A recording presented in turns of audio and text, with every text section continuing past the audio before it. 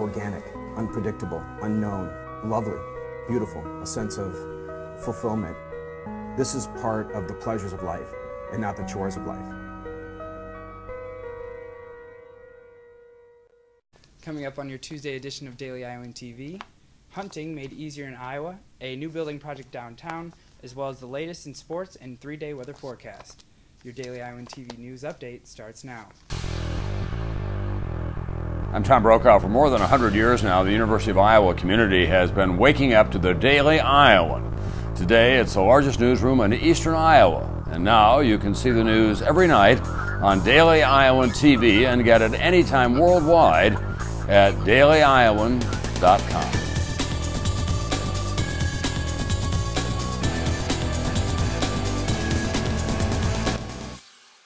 Welcome back to Daily Iowan TV News, your new sports and weather source for the Daily Iowan. I'm Stephen Duran.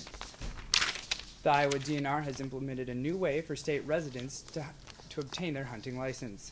In addition to the original hunting license process, the Iowa DNR is offering the Hunter Safety Course test in online form.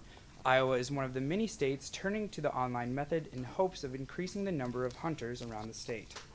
The search for a new Vice President of Strategic Communication at the University of Iowa is down to 3 finalists. John Diamond is the last candidate visiting Iowa's campus tomorrow. Diamond currently works for the University of Arkansas for the Office of University Relations. His current role at Arkansas and both previous jobs have dealt with strategic communication and external affairs. The position for VP of Strategic Communication opened after Tyson Kending left the role last December. Mark Braun, the President Mason's chief of staff, was held in the interim position since Kending's leaving. Diamond will wrap up his university tour with a public forum at the Old Capitol Center tomorrow at 2 p.m.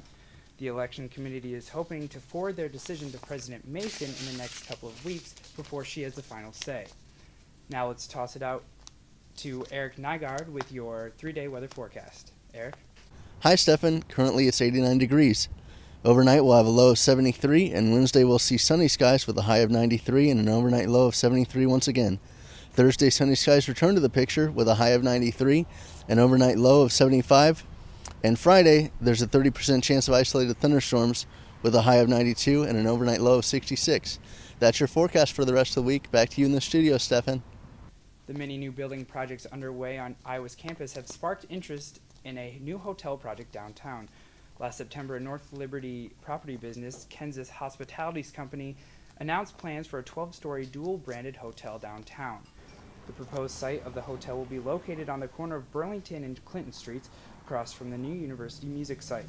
The details of the plans are still being discussed with the National Development Council, but an agreement will be made within the next month or two.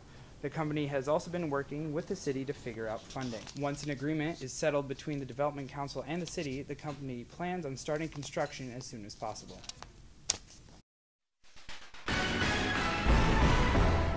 Thanks, Stefan. Welcome back to the Daily Iowan Sports Cubicle. I'm Cody Goodwin here along with Dominic White, and we're here to chat a little bit about the World University Games. The Team USA men's basketball team just completed competition this morning with a 9th place finish with a 97-70 win over Finland. And now that the games are over, Dominic, you seem to think that this was a failure of a trip in Russia for Team USA. Yeah, well, first off, Team USA got 9th in the University World Game. I mean, this is Team USA we're talking about. Basketball is one of America's most dominant sports on the international level. And not to mention we lost teams like Australia and Canada. So, I mean, if it was a team like a Spain, like a good, notorious international basketball country, then maybe. But, you know, these losses are pretty underwhelming. And, you know, the 9th place finish simply isn't cutting it. Well, see, on the other side of the coin, Dominic, I'd like to think that the Team USA got a lot of experience out of this trip, especially for guys like Iowa's Aaron White. Indiana had both Yogi Ferrell and Will Sheehy over there, as well as Michigan State's Adrian Payne. So the Big Ten got a lot of experience playing in Russia over the summer against international competition.